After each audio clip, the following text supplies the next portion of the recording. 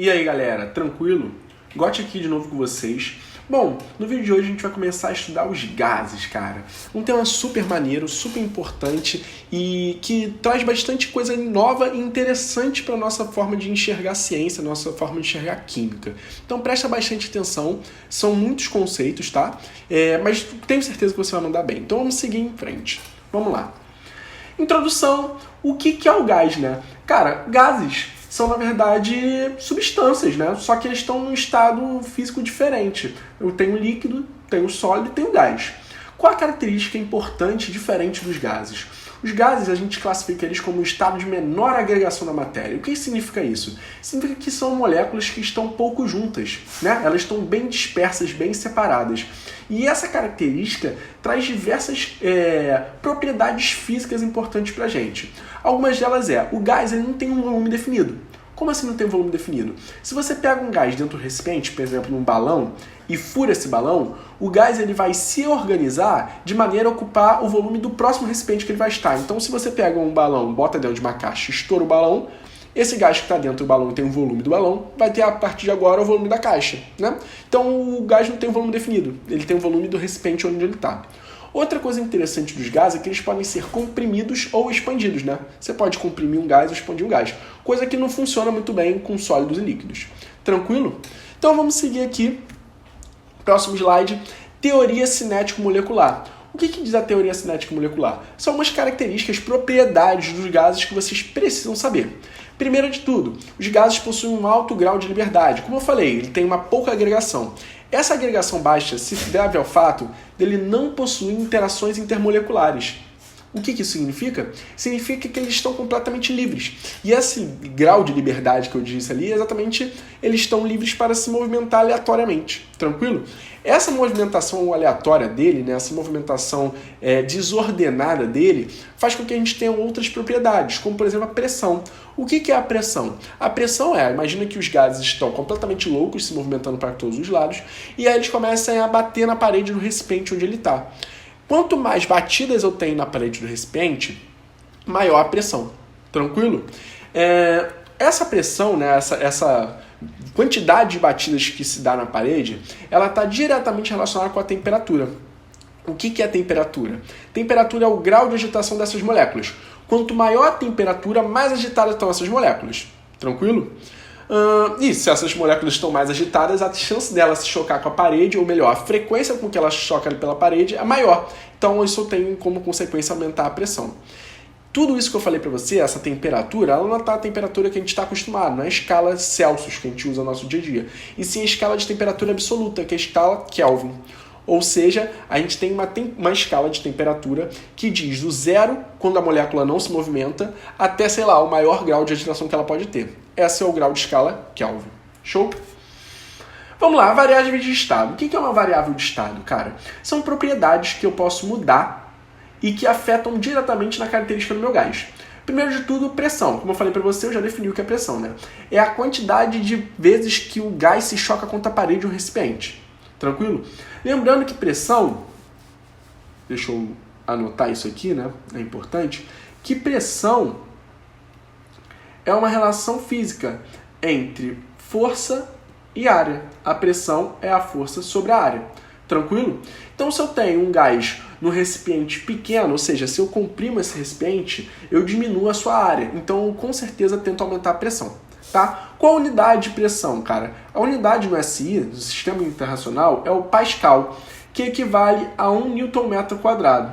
Mas a gente tem diversas outras unidades de pressão, e eu botei aqui uma tabelinha para vocês, né? A nível do mar, quais são as pressões que a gente existe, né? Bom, a nível do mar a gente tem uma unidade de pressão interessante, que é o ATM, que é a atmosfera, né? A gente também tem outra unidade maneira, que é o milímetro de mercúrio. Milímetro de mercúrio é usado porque foi a forma que foi calculada a pressão atmosférica. Ela tem uma relação direta com o Thor, né? Thor é a mesma coisa que milímetro de mercúrio. A gente vai ver isso daqui a pouquinho, né? Se você quiser ver aqui, olha, temos o quilopascal, kPa. O que é isso?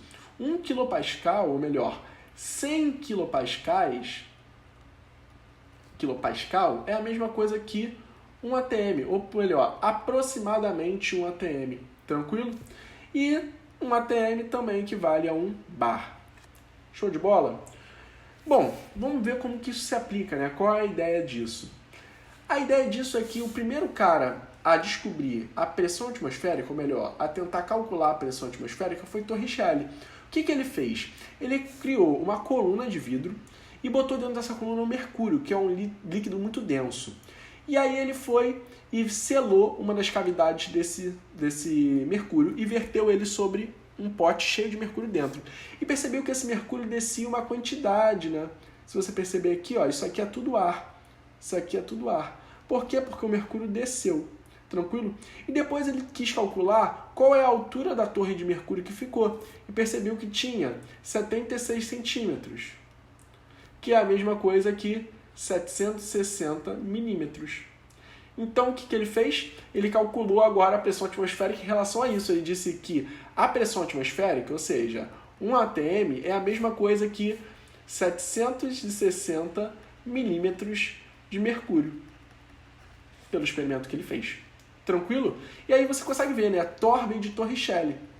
Então, você pode chamar milímetros de mercúrio de Thor também. Outra variável de estado interessante é o volume. O que é o volume, cara? O volume é o espaço, né? É o espaço que a gente tem. Então, o volume de um gás é o espaço que ele ocupa. Esse espaço é calculado no SI por metro cúbico. Mas existem também outras unidades. E aqui eu botei uma relação de unidade para você. 1 metro cúbico é a mesma coisa que 100 mil, ou melhor, que 1000 decímetros, que é a mesma coisa que 1000 litros. Ou seja, 1 decímetro cúbico é igual a 1 litro. Tranquilo? Bom, aqui eu botei errado, né? Aqui está 1 ml, não é ml, é litro. 1 decímetro cúbico é igual a 1 litro.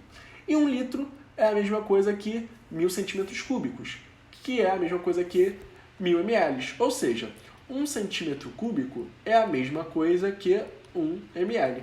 Essas aqui talvez sejam as conversões mais importantes que vocês tenham que fazer. Tranquilo? Vamos seguir então. A próxima e a última variável de estado, ou seja, a última condição física que muda a propriedade dos gases, é a temperatura. A temperatura, como eu falei, é o grau de agitação das moléculas. Se as moléculas estão muito agitadas, alta temperatura. Se elas estão pouco agitadas, pouca temperatura. Quanto maior a velocidade média dessas moléculas, né? Ou seja, quanto mais a velocidade que ela se move, maior a energia cinética, maior a temperatura. A unidade do SI de temperatura é o Kelvin, né? E aqui você com certeza já deve ter visto isso na física, mas eu estou aqui te mostrando de novo. A forma de converter temperatura em Celsius para Kelvin, né? 0 graus Celsius, ele é exatamente igual ao 273 Kelvin. Interessante você ver que Kelvin não tem grau, né? Não é grau Kelvin, é Kelvin. Vamos seguir. Lei dos gases. Existem alguns caras que estudaram isso, né? Lá no início da química, no início quando tudo começou a ser estudado, e é importante você saber essas relações. Primeira lei que a gente vai ver é a lei de Boyle. O que a lei de Boyle diz? A temperatura constante, ou seja, quando eu não mudo a temperatura, o volume ocupado por uma massa gasosa é inversamente proporcional à sua pressão. Ou seja, isso significa que se eu tenho um cara... Essa fórmula aqui, né, tá dizendo que PV é igual a K, uma constante, mas essa é a lógica da proporcionalidade, né, inversamente proporcional ao volume. Ou seja, se eu aumento a pressão, deixa eu pegar aqui a letra P. Se eu aumento a pressão, eu necessariamente, se eu não estou mudando a temperatura, né, se a minha temperatura é igual a uma constante, eu estou diminuindo o volume. A mesma coisa funciona para o inverso. Se eu tenho pressão inversamente proporcional ao volume e eu quero diminuir minha pressão, o que eu tenho que fazer é aumentar o volume. Tranquilo, galera? Então vamos seguir. Lei de Charles. O que é a lei de Charles? Ela diz que o volume de uma massa fixa de gás, mantida a pressão constante, então aqui a pressão é a minha constante, é diretamente proporcional à temperatura absoluta. O que isso quer dizer? Isso quer dizer que o volume é proporcional ao inverso da temperatura. Como assim, Vitor? Isso quer dizer o seguinte: se eu mantenho a pressão constante, ou seja, eu não posso mudar a pressão, se eu aumento a temperatura, o meu volume também vai aumentar. Show de bola? Tranquilo? E se eu diminuo a temperatura, o meu volume também tem que diminuir.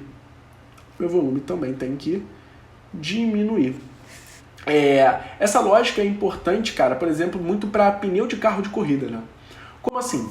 O cara vai lá, enche o pneu do carro de corrida e o carro começa a correr. Começa a dar voltas e voltas e voltas. O atrito gerado entre o pneu e o asfalto faz esquentar aquele material.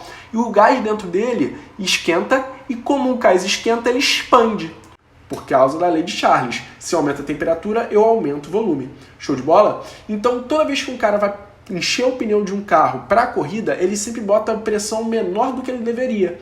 Por que ele bota a pressão menor que ele deveria? Porque lá dentro, quando esquentar, o volume vai aumentar e a pressão, consequentemente, do pneu também vai aumentar. Vamos para a próxima lei. Lei de Gay-Lussac.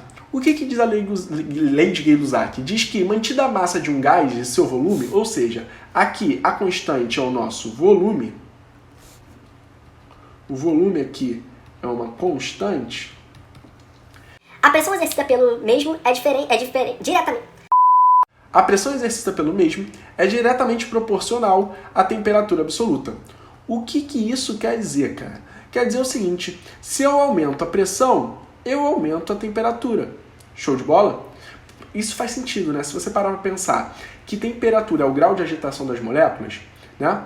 E pressão é a quantidade de vezes que a molécula bate na parede, se aumenta a temperatura, as moléculas ficam mais agitadas. Se as moléculas estão mais agitadas, elas batem mais na parede. Se elas batem mais na parede, a pressão é maior. Então eu posso dizer que a pressão ela é proporcional ao inverso da temperatura. Tranquilo? Bom, galera, por enquanto é só. No próximo vídeo a gente continua falando sobre os estudos de gases, ok? Beijão!